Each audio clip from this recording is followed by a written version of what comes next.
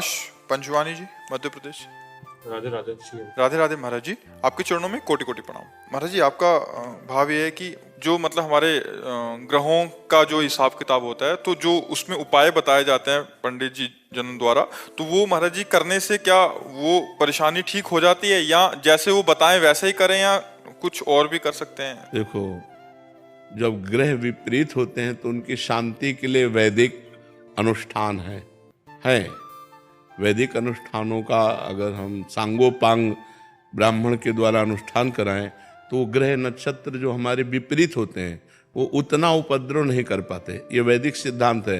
लेकिन यदि भगवान की आराधना की जाए तो कुछ नहीं बिगाड़ सकते। जो पे कृष्ण चरण मन अर्पित तो का करी है नवग्रह रंक। ऐसे ही जानकी नाथ सहाय करें तब कौन बिगाड़ सके नर तेरो। शुक्र शनिचर राहु केतु सब क्षण में हुई हैं तेरे चेरो। जानकी नाथ सहाय करे तो कौन सीम की चाप सके को तासु। बड़ रखवार रमापति जासु। यदि भगवान तुम्हारे अनुकूल हैं और शनिचर 7.5 है तो कुछ नहीं बिगड़ने वाला, मंगल ही मंगल होगा। अगर भगवान का भजन नहीं करते, मनमानी गंदे आचरण करते हो, तो थोड़ा अनुष्ठान कराने से थोड़ा तो शांत होगा, लेकिन वो फिर वो अपनी कला में तुम्हें फंसाकर नष्ट करेगा। इसलिए हमें लगता है कि जो वैदिक अनुष्ठान करवा सके तो करवा ले, नहीं भगवान का नाम लेकर के, भगवान का आश्रय लेकर हर ग्रहों को शांत किया जा सकता है। खूब नाम जप करो, हर ग्रह शांत हो जाएंगे, अपने आप शांत हो जाएंगे। कह रहे बड़ो चिंतन, जैसे कुछ भी परेशानी आती है तो ऐसा लगा 7.5 ही आ गया। ले ऐसा।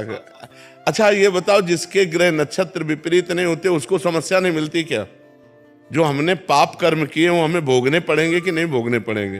तो शरीर की रचना 2 कर्मों से हुई, पाप और पुण्य दोनों के मिश्रित से हुई, तो कभी सुख आएगा कभी दुख आएगा।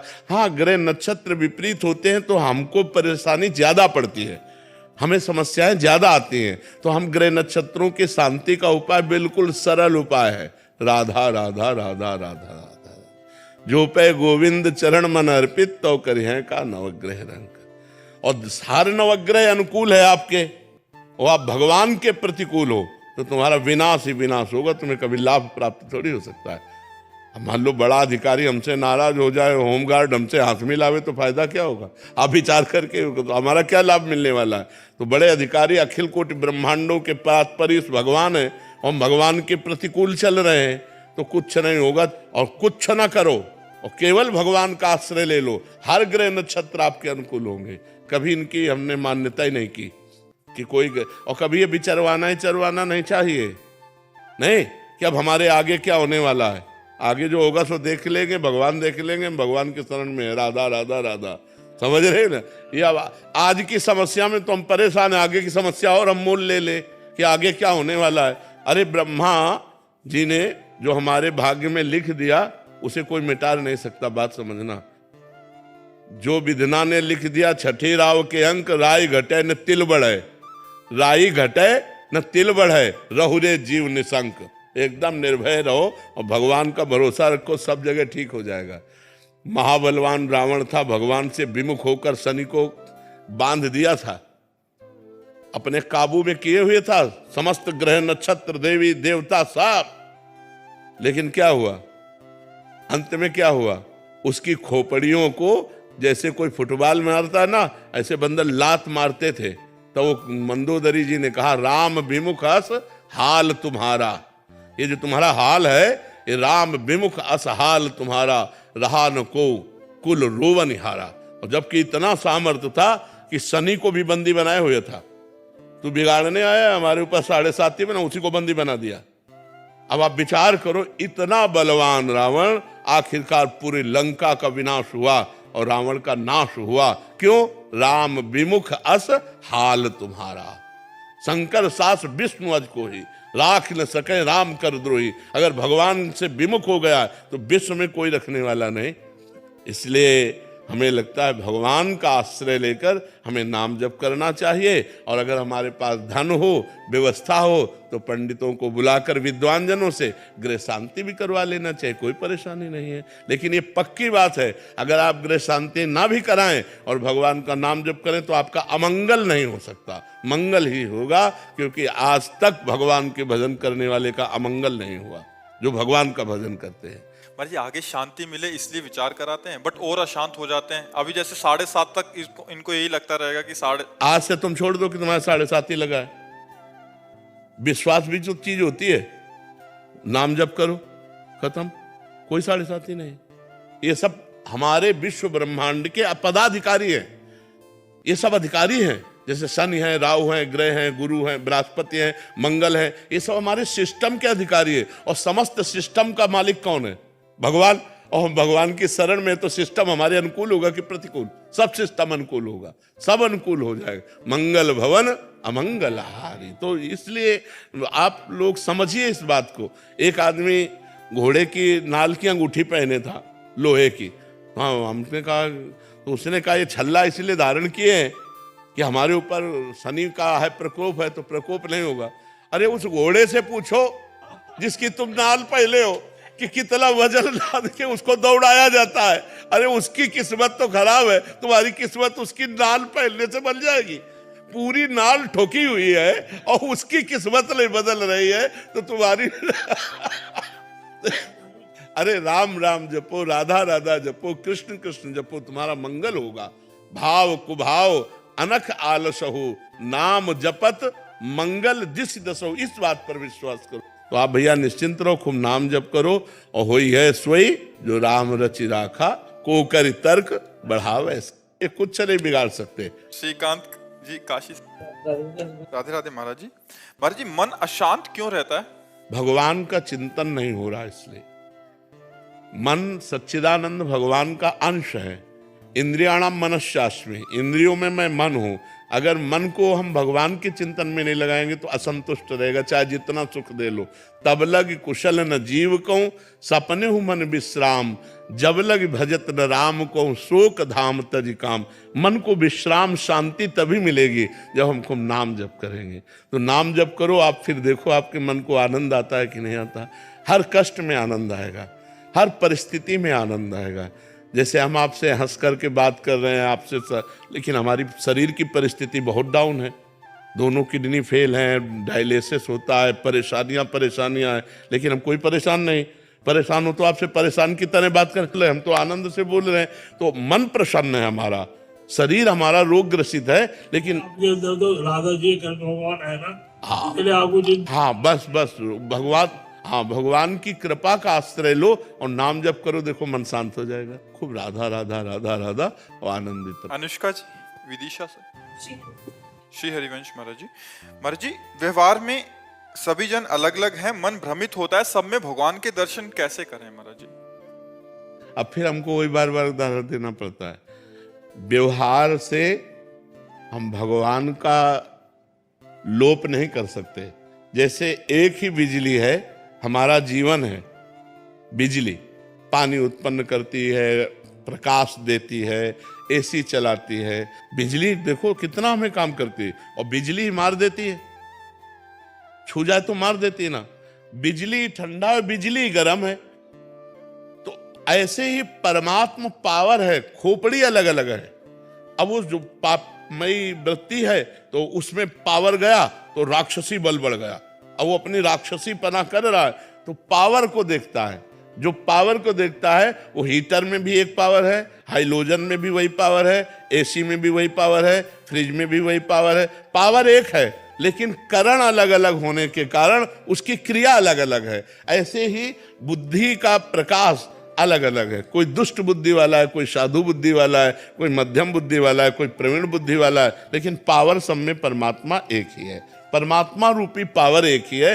जैसे बिजली का पावर एक ही है, लेकिन क्रियाएं अलग अलग हो रही हैं क्योंकि करण अलग अलग है। ऐसे खोपड़ी अलग अलग है, इसलिए परमात्मा पावर जाकर वैसे स्फुरित होता है। एक है बहुत अच्छा बोलता है, मृदु बोलता है, एक है जब बोले तो हृदय दुखी हो जाए, एक है जो आचरण करे सब गंदा करे, एक है बहुत अच्छा आचरण कर रहा है, लेकिन दोनों में पावर एक ही है। अच्छा आचरण करने वाले और बुरे आचरण करने वाले में पावर एक ही है, वही पावर परमात्मा है। हमें परमात्मा को देखना है, हमें पावर को देखना है। अगर हम क्रियाओं को देखेंगे तो परमात्मा को नहीं देख पाएंगे, और परमात्मा को देखेंगे तो क्रियाओं का महत्व नहीं रहेगा, कि सब में बिजली एक ही है। अगर बिजली चली गई तो हीटर भी ठप, कूलर भी ठप, सब ठप, नहीं ठप हो गए। हाँ, इसीलिए पावर परमात्मा है, जीवन आधार परमात्मा है, सबका जीवन आधार वो पापी पुरुष के अंदर भी विराजमान है, क्योंकि अगर वो पावर ना हो तो पाप कर ही नहीं सकता। पावर तो परमात्मा ही। अब परमात्मा रूपी पावर का प्रयोग क्या हो रहा है ये देखना है। अब जैसी बुद्धि होती वैसे उस पावर का प्रयोग होता है। तो इसलिए हम भगवान को सब में देखें, क्रियाओं को ना देखें, नहीं तो हम भगवान को नहीं देख पाएंगे। गौरव पांडे जी, लखनऊ। राधा वल्लभ श्री हरिवंश महाराज। श्री हरिवंश महाराज जी, महाराज जी आपसे सत्संग में सुना कि हमको सिर्फ नाम जप करना है और इसके सिवा हम कुछ कर भी नहीं सकते। अगर कुछ कर सकते हैं तो सिर्फ अपना बुरा कर सकते हैं। अगर छूट हो जाए तो हम कहाँ गिरें, हमारा चिंतन कहाँ, हमारे हृदय की मांग क्या है, हमारी दृष्टि कहाँ, अगर हम रुके हैं तो कृपा की बाढ़ हमें रोक रखिए। महाराज जी आपकी कृपा से सब अच्छा चल रहा है, पर कभी कभी मन जो पुराने व्यसन छूट चुके हैं, संसारिक प्रतिकूलता आने पर बहुत जोर से उधर ले जाता है मन, जिससे परेशान हो जाता हूँ। और इस मन इसी से तो बचना है। नवीन कुसंग से और पूर्व संस्कार से हमारा युद्ध होता रहता है। जैसे नवीन कोई हमने दृश्य देखा, कोई बात सुनी, कोई भोग सानिध्य हुआ तो भोगने की इच्छा हुई, नवीन कामना, भोगे हुए भोगों की तृष्णा, यही से तो युद्ध होना है। कि वो भोगा था, अच्छा लगा था, ये मन चिंतन करवा करके उधर ले जाना चाहता है। उसी समय ना, अब नहीं, अब लो नशा नहीं। यद्यपि बहुत बुरा लगेगा, मन को बहुत बुरा लगेगा, वो आपको जलाएगा, और उस जलन को सह जाना ही अध्यात्म है। यम ही न व्यथ्यन्ते ते पुरुषम पुरुषर्षभ। जो मन के द्वारा दी हुई व्यथा से परास्त नहीं होता, व्यथित नहीं होता का मतलब परास्त नहीं होता। जैसे हम आपसे मिलना चाहते हैं और कोई हमें सुख मिला है आपसे, अब मन विवश करेगा आपके पास चलना, नहीं, अगर गलत है नहीं मुझे जाना, नहीं, अब वो जलाएगा, ना भजन में लगेगा, ना कहीं नहीं लगेगा, बस वो बार बार वही प्रश्न करेगा, वहीं चलो वहीं चलो, वो बार बार वही भोग मांगेगा हमको बार बार कर। नहीं, तो चाहे मार डाल, मैं नहीं जाऊं, कुछ भी कर, राधा राधा राधा, वो थोड़ी देर जलन देगा, शांत हो जाएगा। फिर दोबारा जब उठेगा तो पहली बार 15 मिनट जलन दी थी, अब की बार 10 मिनट जलन देगा, फिर 5 मिनट, फिर 2 मिनट, फिर सदा सदा के लिए राधे राधे हो जाएगा। पर इतनी क्षमता रखनी पड़ेगी कि उसके इस वार को सहना पड़ेगा। उसका स्वभाव है प्रमथन, मन को मत डालना, एकदम व्याकुल, यार सब बाद में देखेंगे, पहले ये खा लेते हैं, पहले ये भोग लेते हैं, पहले ये पी लेते हैं, पहले ये देख लेते हैं। उसका ऐसा स्वभाव है। मन के स्वभाव को सह जाना यही साधुता है। सहत सहत बाढ़े भगति, गृह तन गुरु हितगार। जब ना सहन हो तो रो पड़ो, भगवान को साक्षी करके, हे नाथ आप देख लो हमारी दुर्दशा होने के लिए ये क्या मन कर रहा, प्रभु आप संभालो, मुझे सामर्थ्य दो प्रभु। उस समय प्रभु को पुकारे, उस समय नाम कीर्तन करने लगे, उस समय सत्संग सुनने लगे, उस समय किसी साधक से बातचीत करने लगे। एकांत में तो फिर टिक पाना बड़ा मुश्किल है। जब हमारा मन किसी विषय पर अरज गया हो और हम एकांत में तुम्हारा बार बार तुम्हें परास्त करेगा, उस समय हमको खोजना है कि किस विषय से शांत होगा। कोई शास्त्र स्वाध्याय, कोई सत्संग सुनना, किसी साधक के पास बैठ जाना, कुछ नहीं है तो जोर जोर से भगवान को पुकारना, राधा राधा किशोरी जू, हे लाल जू, हे प्रभु मुझे बचाओ, मेरा मन ऐसे। क्योंकि इसको सहना बहुत कठिन है। बातें बना लेना, उपदेश दे लेना, उपदेश सुन लेना सब सरल है, लेकिन जब ये हठीला मन किसी विषय पर हट कर लेता है कि मुझे ये चाहिए, मुझे ये भोगना है, फिर बड़ा मुश्किल हो। फिर तो मतलब घबराहट पैदा कर देगा, भारी जलन पैदा कर देगा, व्यथा पैदा कर देगा। कहीं लगेगा नहीं तो आपको भी बुद्धि सलाह देगी, अरे कर लो, आज के बाद कभी नहीं करेंगे, पर आज कर लेंगे, शांत तो हो जाएगा मन, बस मर गए, अब फंसा लिया। फिर शांति जब होगी ना तो कहेगा कि नहीं करूंगा, पर पुनः जब संकल्प भरेगा तो तुम लड़ नहीं पाओगे, तुरंत वही करना पड़ेगा। फिर 2-4 बार हारने के बाद मन क्या कहेगा, अब तुम जीत सकते ही नहीं, लगे रहो इसी में। फिर वो जीव कि यार साल भर तो हमने छोड़ा था, फिर यार हम नहीं छोड़ पाए, फिर हम गिर गए। ये पहला जो विषय छोड़ा है उसको चांस मत दो। अगर चांस दिया तो फिर तुम्हें चांस नहीं देगा वो जीतने का, ये पक्का समझ लो। पूरा जीवन का जीवन निकाल देगा और आपकी हिम्मत नहीं पड़ेगी कि उससे आप लड़ सको। और एक बार लड़ना सीख गए, एक बार परास्त कर दिया तो आपके अंदर आनंद उठेगा कि यार वो बात से हम बच गए, वो बात से हम बच गए। तो आप हर बात जो बुरी है उसको आप परास्त कर देंगे। ये अध्यात्म की बात है। थोड़ा इसमें सहन करना सीखना पड़ेगा। तितिक्षु भगवान आज्ञा करते हैं, मात्रा स्पर्शास्तु कौन्ते शीतोष्ण सुख दुखदा। ये जो है आगमा पाइनो अनित्यास्तास तितिक्षस्व भारत, ये आगमा पाइना आने जाने वाले हैं, इनको तास तितिक्षस्व भारत, इनको सह। मात्रा स्पर्शास्तु कौन्ते शीतोष्ण सुख दुखदा। ये जो गर्मी सर्दी अनुकूलता प्रतिकूलता लाभ हानि, ये नाना प्रकार की ये आने जाने वाली हैं। काम क्रोध लोभ, ये वृत्तियां आने जाने वाली, टिकने वाली नहीं। इसलिए हे अर्जुन तुम इनको सहन करो, ये भोगने से नहीं शांत होंगी। और हमारी इंद्रियां चंचल हैं और मन इंद्रियों के अधीन है और बुद्धि मन के अधीन है, तो वो भी सलाह देती भोग लो। और अगर बुद्धि भगवान में लगी हुई है तो वो कहेगी नहीं गलत है, हम नहीं करने देंगे। तो अगर बुद्धि ना कर दे तो मन कुछ नहीं कर सकता फिर। लेकिन मन इतना बलवान है कि वो बुद्धि को अपने अधीन करा के दस्तखत करवा लेता है और इंद्रियों के साथ भी मनमानी विचरण करता है। इसलिए खूब नाम जप करो, सत्संग सुनो और सहन करना सीखो।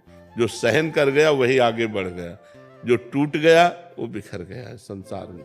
अभी 6-7 दिन पहले ऐसे ही हुआ था कि मतलब जो व्यसन छूट चुके हैं पूरी तरीके से, तो कुछ ऐसी चीज़ें हुई, किसी से बातचीत कहा सुनी हो गई, तो मन बार बार उसी चीज़ों में ले जा रहा था पूरा। तो मतलब जैसे आप कहते हैं कि विचार आएगा फिर संस्कार बनाएगा फिर संकल्प होता है, तो वो हो ही गया था। फिर मुझे लगा अब मैं भ्रष्ट हो जाऊंगा तो भगवान से ये प्रभु अब नहीं हो पा रहा है, हमसे हम भ्रष्ट हो जाएंगे।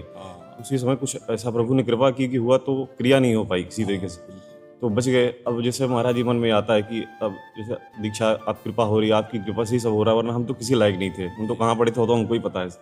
आपकी कृपा प्रभु कृपा हुई तो अब जो उपासना मिली है वो आपकी कृपा से कर पाते हैं, कर हो रही है। फिर मन में ये अब डर लगने लगा है कि जैसे दीक्षा ले ली उसके बाद आगे चल के फिर ऐसा हुआ कहीं कुछ क्रिया। यही डर वो तुमको गिराएगा, यही डर गिराएगा। तुम्हें डरना नहीं, ये मैं मर जाऊं लेकिन पीऊंगा नहीं, मर जाऊं कहाऊंगा नहीं, मर जाऊं भोगूंगा नहीं। तू कर, तू कितना भी बार बार कर, मैं नहीं कभी करूंगा। कभी हट करके देखो तुम इतना डरपोक क्यों हो गए, इतना डर क्यों? डरोगे मार डालेगा।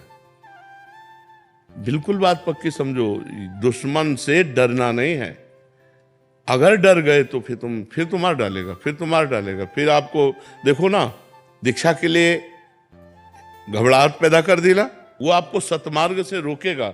आपको कहना है मर चाहे जाऊं, अंदर ही तो है, वो अंदर ही सुन रहा है।